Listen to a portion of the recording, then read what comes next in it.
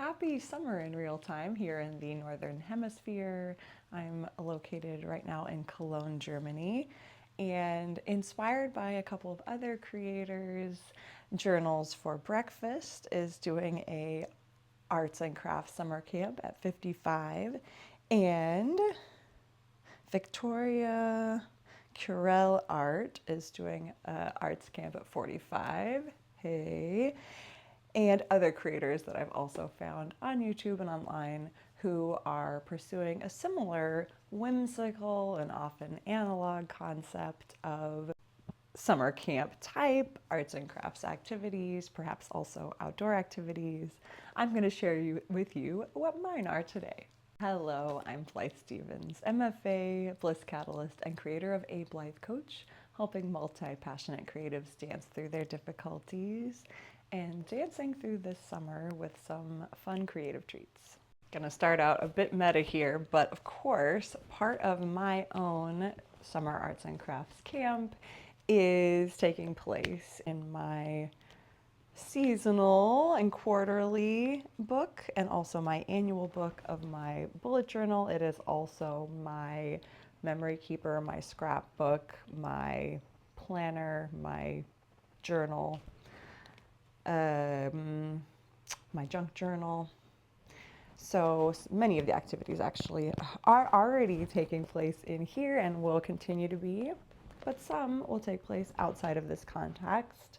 As I said, many are analog, and so along those lines, one really whimsical and one of my favorite memories of childhood, long summers, where it just stretched on so long, you got tons of reading done. I got tons of reading done, is a physical TBR. So I've started out with some decorations. Ooh, this inspiration of a little camp scene is actually from the envelope of a birthday card that I got this year. And I have some fun 3D stickers with little woodland animals gathered around in this camp on a lake. And we'll be doing lots of reading from this physical TBR. What else have I got on my list of whimsical and mostly analog activities in my summer arts and crafts camp? Well, we do have reading, both with a focus on analog texts as well as supplementary digital texts. We have outdoor activities like bike rides, bike tune-up, walks and hikes, swimming, and nature observation. Bird watching with the help of my binoculars, identification, books and materials, both analog and digital. So I have some tools for identifying birds as well as other species, plants and animals that do sometimes rely on an app on the phone, but also some completely analog texts. Out there in nature as well as inside, we'll be doing photography and taking photos, editing photos, also printing photos and putting them in cards in scrapbooking, which is the next arts and crafts activity. Would be scrapbooking and junk journaling, which might include or might also have outside stamping, stencils, stickers. In fact, I just got some new stencils that I'm pretty excited about. I've had these stencils of shapes from, I think it's Pioneer or something like that. I'm fairly certain that my tutu, my grandmother, bought them for me at Ben Franklin Crafts in Kailua Kona, Hawaii. Does that even exist anymore? I don't think so. But she bought me lots of great arts and crafts activities and materials, including these stencils, which, to be fully honest, I did use a bit in scrapbooking, like making shapes to cut out of paper, but not really that much. For years, I didn't use them that much until I started using them in my teaching not that long ago. So There, and I've gotten a little bit more into that art of stenciling as well, influenced by Creativity and Coffee on YouTube. I got myself, oh, and also having found a smaller stencil along the way for just an alphabet and number stencil, that is a good size for an alternative to stamping letters and numbers in my journal. I found that and actually started using it to my surprise. So I got myself a set of, I was particularly interested in the larger alphanumeric stencils, but it ended up being a set with very, very small and medium, 4 different sizes. So that will be fun to use in my stenciling adventures with fountain pens, also with markers and gel pens and highlighters that are some of my students' favorite materials to be using, with my colored pencils and watercolor pencils and Waterbrush in the journal. As you can see, it's going to be pretty multimedia. And some of it will be memory keeping, some purely creative, some sort of thematic, like this menu of lovely artistic things to do. Where were we? Stickers. Miniature collage, one of my latest obsessions.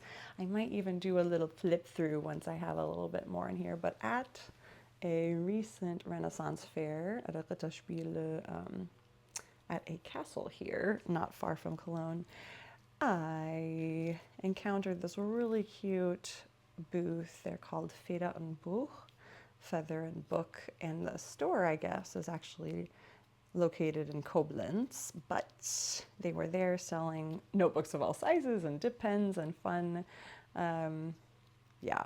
Middle Ages appropriate writing wares.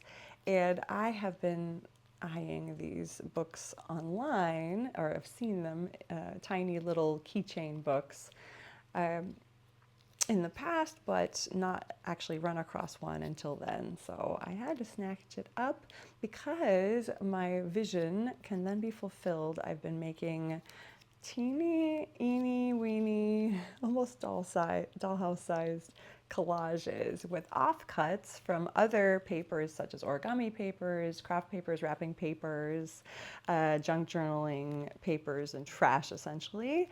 So I end up with little pieces of that and can create then tiny little collages. And my artist child loves miniatures and small things and cute, teeny creative projects, so that had to be a part of my arts and crafts camp this summer. Leading into other ways of writing, we got the fountain pens and inks, but also dip pens are becoming more of a fascination because although with fountain pens I can write for long periods and I have quite a selection with which to work now, with the dip pen I can switch from ink to ink much more quickly and also experience with a wider variety of nib widths and types. So I don't really know anything much about calligraphy. I know as a younger person I never had the patience to practice such handwriting styles, and I may still not. We'll see if that going particularly deep is actually for me, but I will play with some of these materials that I now have in my possession now that I have a nice selection of inks and quite a few different dip pen calligraphy nibs. We will see what they can do and if they can find their way into my writing and also my sketching practice.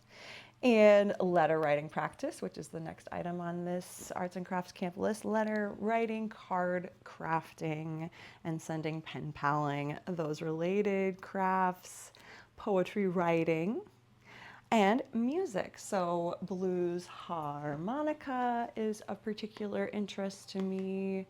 We'll see what my little C harp can do that I picked up in New Orleans a few years ago. I could play a couple simple tunes. I looked up the tabs for a few classics and have practiced them in previous years, but not taken up a consistent practice, so it'd be fun to refresh on that and learn some new techniques to integrate maybe into my movement practice as well, or as at least ideas for collaborating with musicians in my choreography. And finally, mending and repairs. So there might be sewing involved in my crafty, analog, whimsical summer, and some other things that have been put on the back burner during the school year, which resurface at these times of reflection and a little bit more spaciousness for perspective and creativity. So that is my menu. I thought about making it sort of a bingo board, and as I dabble with each of these areas, maybe do that. That could be fun for the future. But I at least have this menu, this whole sampling of books to read and activities to explore with a childlike and whimsical bent to them, just like a summer arts and crafts camp of yore. So I hope you're also finding ways to make your summer creativity and reading and study, such as it may be, whimsical and fun. I'm curious what areas you're pursuing. Are you focusing down on just one or two things? Are you vacationing? Are you working and hustling this summer? Let me know. Thank you for watching, for moving together in spirit or in fact. Take good care of yourself and pay attention until next time.